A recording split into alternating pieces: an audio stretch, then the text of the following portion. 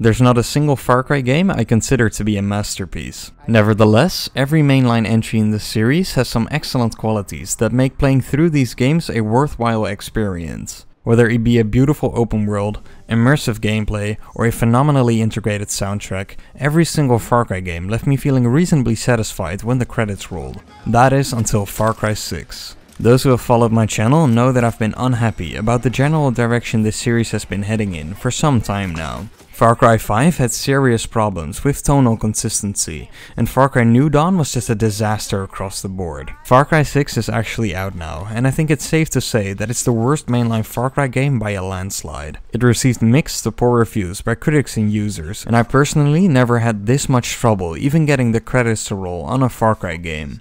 To explore why this game has had such an unfavorable reception, I think it's important to discuss what makes a Far Cry game good or bad in the first place. From this point on, major spoilers for Far Cry 6 and minor spoilers for every other Far Cry game will follow. At its core, the Far Cry experience is about being thrown into a hostile and usually exotic setting, where you have to survive and complete objectives to find some way out of your current predicament. The fact that you're always hunted by enemy forces creates an oppressive atmosphere, which in turn makes for an immersive experience. So far, Far Cry 2 has been most successful at creating this immersion. You're trapped in an unnamed African country, which is seriously stricken down by an ongoing civil war. There's very little happiness in this world, and it's clear that the war is a heavy burden on almost everyone you meet, which enforces the severity of the situation. Not just that, Far Cry 2 has a heavy emphasis on diegetic elements. The map isn't a menu screen you can pause the game for, it has to be pulled up in-game. There's no fast travel, only a bus that stops at a handful of locations. You never get pulled out of the world, and as such, Far Cry 2 creates an experience that is thematically consistent across the board. It's a ruthless game set in a ruthless world. All the NPCs treat the situation very seriously, and as a result, so will the player. Another Far Cry game that received critical acclaim is Far Cry 3 Blood Dragon. Blood Dragon is just about the polar opposite of Far Cry 2 in every imaginable way. You play as a cyber commando, fighting dragons and cyber soldiers alike, with the most ridiculous and overpowered weapons you can think of. The narrative is easily the cheesiest story that's ever been told in a Far Cry game, and the entire game is basically a nod to 80s culture. Absolutely nothing in this game is serious, which is exactly what Ubisoft went for here, and why the game is so well received. The important part is that there is tonal consistency, and this is why both Far Cry 2 and Blood Dragon are universally liked. Far Cry 6 simultaneously tries to be a serious game about a country under the rule of an evil dictator, and a game about pet crocodiles, silly minigames and wacky inhabitants. And as a result, the whole thing just becomes a giant mess. It's hard for the serious moments in this game to not fall completely flat after the player has just taken out a squad of soldiers with the help of a blinged out rooster. Sadly, the obsession with these supposedly funny gags permeates through the entire game. Take the Diesel Daisy mission for example. Daisy is a napalm generator, owned by a guy called Philly. The machine is broken though, so Philly sends you on a fetch quest to find a new circuit board, and, for some reason, a giant crockhead. Why do you need the crockhead, you may ask? Well, it's for this. Philly! Yeah, Hiro! Got your stuff! Why is Daisy wearing an IED? Sometimes we gotta hurt the ones we love, Hiro! After, she makes some napalm for us. But first, I gotta fix her. With a crockhead? Yeah, he fires off the Philly magic. To take care of this old Daisy. Don't let these dirty soldiers put their hands on her!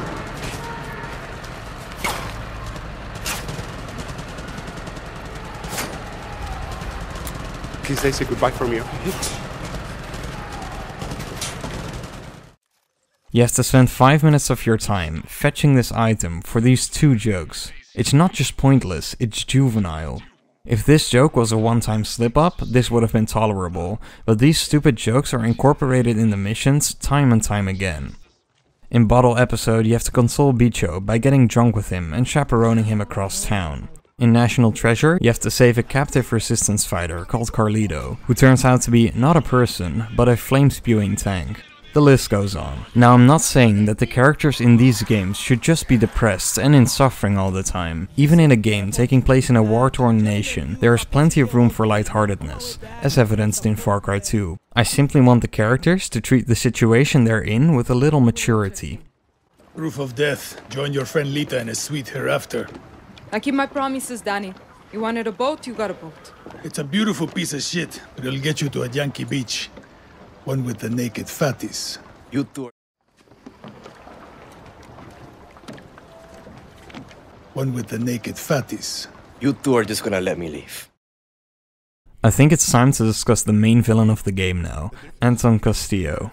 I thought the dynamic between the tyrannical Anton and his more morally malleable son Diego was interesting, and overall I enjoyed his character more than Joseph Seed from Far Cry 5. That being said, there is already a long line of crazy but charismatic Far Cry villains, and in basically every aspect, Anton is outclassed by a different character.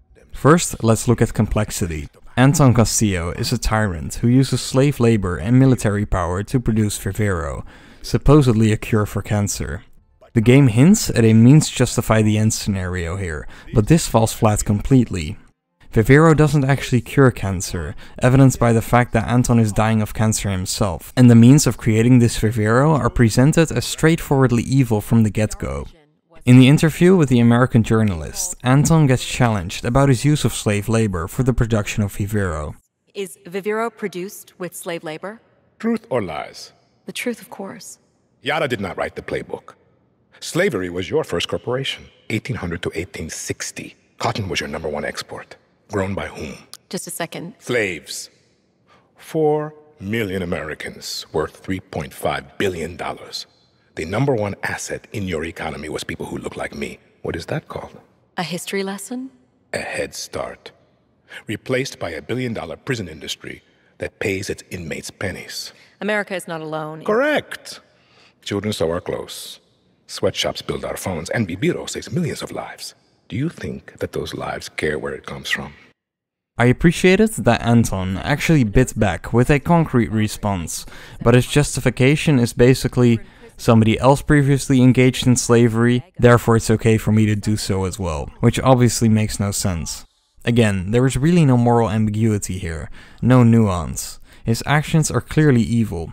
Contrast this with the Jackal, the villain for Far Cry 2. The Jackal is an arms dealer who provides weapons to war-torn countries in Africa. When an African journalist asks him why he continuously facilitates wars, the Jackal simply points out that he never instigated any of the wars he's been involved in, so the journalist should really direct the question to the warmongering leaders. Why Africa? People need weapons all over the world. Why here? Why my home? Every place is somebody's home, pal. But it doesn't stop people from going to war. I don't start wars. I didn't start this one. It seems like it's your fellow Africans that want each other dead. Besides, why should I give a shit about your home? Why should anyone? You want me to go somewhere else? So there's someone's home you don't give a shit about? What if it was your home? War is my home. The dialogue for the Jackal is extremely well written, and he does a great job of convincing you that he's no less good or evil than the interviewer who challenges his morals. Have you ever refused to sell weapons to anybody? I'm a humanist. I don't judge. Maybe you would. I couldn't sell arms. Bullshit, Ruben. You have all the skills to be an arms dealer. Better one than me, even. You're smart, you're creative, you're a salesman. You sold me on doing these dumb interviews. Man, the rest is just paperwork. I mean, I'll be unable, psychologically, to sell arms. I'm talking facts and you're talking theory. You're not a good person, Ruben. You've just been lucky enough. You've never had to be otherwise. When it comes down to it, what a man can do is what a man will do. But believe what you want. By the end of the interview, you'll start to wonder if he's even a villain at all, which to me is a sign of great writing. Anton never once evoked such feelings for me. The second important part of a Far Cry villain is their likability. This can be judged both by how convincing their performance is and how well their dialogue is written. While I did enjoy Giancarlo Esposito's portrayal of Anton Castillo, I have to admit that in the case of Anton, more so than with any other Far Cry villain, it felt like he was putting on a show for the sake of putting on a show. Because of this, his evilness felt forced and artificial to me. Before he was El Presidente, mi papa loved to fish. We would go out on a boat, just like this, and we would catch the fish, and then Release them. He would say it's not always about your stomach, mijo. It's about the challenge. Except when he caught a big, fat, juicy marlin, he was too proud to let that fish go. This can be compared to Voss from Far Cry 3. Voss is often characterized as a completely unhinged psychopath, but his outbursts are almost always clearly triggered by something inside of his mind. I get it. I mean, without family, who the fuck are we? There was a time where I'd do anything for my sister. You know, first time I ever killed was for my sister. It was not enough for her. No, please. You see, the thing about our loved ones, right? Our fucking loved ones! They come and they blindside you every fucking time. So they say to me, they say, Voss, who the fuck is it going to be? Them or me? Me or them? While no Far Cry villain matches Voss's magnetic presence, I think the Jackal, Voss and Pagan Min all clearly outshine Anton in the charisma department. As for Anton's dialogue, it ranges from serviceable to bad. Well-written dialogue is dialogue that delivers information concisely and in an engaging manner. Since Far Cry 5, the Far Cry villains have had a tendency to talk in this vague, word soup kind of way, using an excessive amount of lines to say basically nothing. Joseph was by far the worst offender of this, but Anton isn't much better. Take this church scene for example, where Anton takes no less than 2 minutes to say what can basically be summed up as, lions are strong and lambs are weak, therefore be a lion so you can rule over the lambs. He was weak. Mi papa had a saying, God gives victory to the lions. Sounds religious. Mi papa loved Jesus. He would always say, Jesus would make an amazing young presidente. Mi Anton always remember, Jesus was both the lion and the lamb. Rule with strength, but understand suffering. You believe that? After he was murdered, your grandmother and I were left to survive alone. She would always remind me of my father's obsession with that verse. She hated it. Why? Because he had it all wrong. Be the lion and the lamb? No. She would say, Anton, there are lions and there are lambs. Rule or be ruled. A Castillo must be a lion, for Yara is full of lambs. You don't talk about her. She was always strong, smart, powerful, but a woman in Yara. And in those days, she had the wrong skin to lead.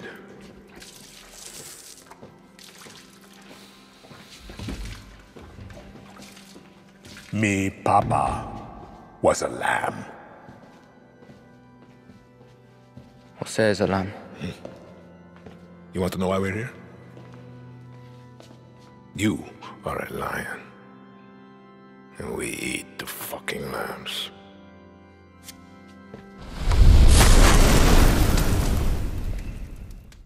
Again, we can contrast this with the Jackal, who echoes this same sentiment in a quarter of the time and with far more oomph. Who gets the lion's share? That's what it's all about. Whether it's between children or animals or warlords, it's not that everyone wants a piece, it's that everyone wants the biggest piece. And the biggest piece doesn't go to the monkey or to the giraffe. The biggest piece goes to the lion, because the lion is the fucking king. That's how it works.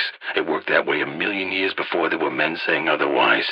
That's probably how it should work. But you are not a lion. They call you the jackal. Shh. Sometimes the jackal steals the lion's share, but don't tell anyone. In short, Anton's place in the line of villains is emblematic of one of Far Cry 6's larger problems. It's been done before, and it's been done better. The core gameplay of the Far Cry games hasn't changed much since Far Cry 3, and Far Cry 6 is perhaps the least innovative game in the series. Liberating outposts has been a thing since Far Cry 3. The structure of 3 big regions in the world and having the freedom to explore them in any order came from Far Cry 5. Both the Amigo system and the stash puzzles also came from Far Cry 5. And the RPG elements are borrowed from Far Cry New Dawn. To be clear, I don't think having the same core gameplay loop across all your games is necessarily bad, but it becomes a problem when the activities the loop consists of are inherently boring when done over and over again. The only notable addition Far Cry 6 brought to the game were the backpacks and the revolver weapons. While I did think these weapons were somewhat creative and fun to use, the novelty wears off quickly, and therefore they don't make the gameplay loop that much more interesting. So now that I've discussed my main issues with the game, I'd like to list off some more minor issues as well. The mission where you burn down a plantation with Bella Ciao playing in the background really struck me the wrong way. It's so unoriginal that it hurts. As most people know, this is a complete rip-off from the Skrillex mission in Far Cry 3, so this really hammers home the point of Ubisoft being absolutely incapable of creating anything original.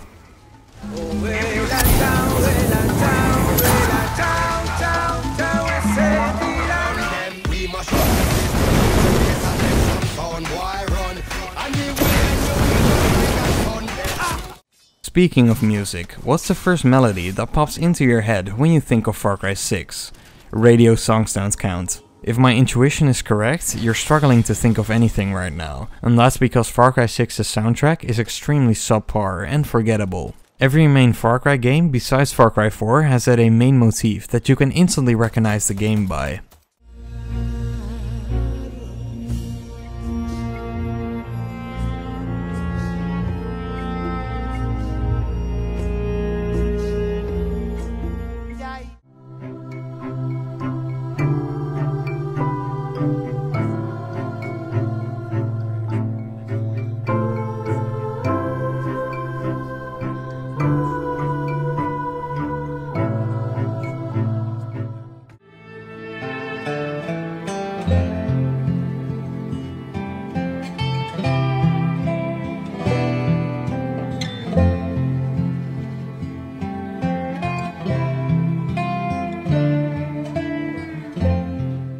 Obviously, music isn't at the core of the Far Cry experience, but this is one of the many elements that can elevate the game, and since Far Cry 6 is already grasping at straws when it comes to providing a worthwhile experience, this shortcoming is more damning. I've already touched on the game's immaturity, but the objective messages look like they were written by an 8-year-old. Where previous Far Cry games had more professional objectives, like take down the arms shipment, Far Cry 6 feels the need to have these exaggerated mission orders, like destroy the huge-ass statue, or take down that coward. The latter is problematic for two reasons. One, it's obnoxious. Two, the game shouldn't be telling us that someone is a coward. This is something the player should judge for themselves. I'm far from the first person to point this out, but the physics engine in this game needs a serious overhaul. I'm already having trouble taking anything in this game seriously, so it doesn't help that it feels like the environment is made out of fucking paper mache. I was really sad to see that Ubisoft did away with the supernatural and drug-induced segments. These sequences invariably had some of the most memorable and visually striking set pieces in the whole series. You might think that these take away from the seriousness and the immersion of the game, but I've always felt the opposite, and that they were generally very thematically appropriate. To finish this off, I would like to say something positive about the game as well. We've seen a fair amount of Far Cry worlds by now, and after Far Cry 5, I wasn't sure if there were still any interesting new settings for the game to take place in. I have to say though, I thought this Cuba-inspired country was novel enough to serve as an interesting setting. I did enjoy exploring Yara at times, and even though I don't think Far Cry 6 raised the bar for the series in terms of stunning visuals, Yara is decently pretty as well. Far Cry 6 also reverts some changes that should have never been made in the first place. The protagonist isn't silent anymore, and the open world finally has a weather system again. In short, Far Cry 6 fails at almost everything it sets out to do. It's not engaging, it's not funny, and most importantly, it's not worth your time. The reason this hurts so much to say is that, in a way, it justifies all the hate the Far Cry franchise has received over the past decade. The Far Cry games have had a reputation of being generic Ubisoft trash for some time now, but if you actually played any of the games, you'd find that there's a ton of things to love as well. The same simply cannot be said about Far Cry 6. I actually can't think of a game I've played in recent years that is this devoid of any positive qualities. The game is offensively bad. About a year ago, I uploaded a video telling the story of my journey to complete every single Far Cry trophy list, and since then I've received a ton of comments asking if I've earned the Platinum trophy for Far Cry 6 as well. I think you can already guess the answer. I haven't. There are just so many other games I would much rather play, and since Far Cry 6 released for both the PS4 and the PS5, I would need to complete the list 2 separate times. I'm simply not wasting my time with that. So what can be done to make the next entry in this series a game that is worth playing? First of all, Ubisoft needs to seriously cut back on the immaturity. The Far Cry experience is at its best when it's reasonably grounded and serious. Second, the writing needs to improve. The important characters in this game say so much, and at the same time, so little. Ubisoft have proven themselves to be more than capable of creating compelling characters, so I don't believe that this is the best they can muster. Third, I think the series needs to make more use of diegetic elements again. So in-game maps and limited fast travel points all need to make a return as far as I'm concerned. I actually think Far Cry 2 went too far in this direction, with weapons randomly jamming and unpreventable malaria attacks. But I can't help but feel a healthy middle ground can be found here, that strikes a balance between immersion and enjoyment. Lastly, at this point, it would be a breath of fresh air to not have a typical Far Cry villain in the game. Perhaps the game could focus instead on a bonding exercise between two characters, or it could simply revolve around a group of people constantly on the run, creating memorable experiences along the way. The next Far Cry game doesn't need to reinvent the wheel, but it does need to make serious changes. The user scores have already plummeted, and before too long the sales will probably do so too. What I know for sure is that if Far Cry 7 follows in the footsteps of Far Cry 6, I simply won't be buying it.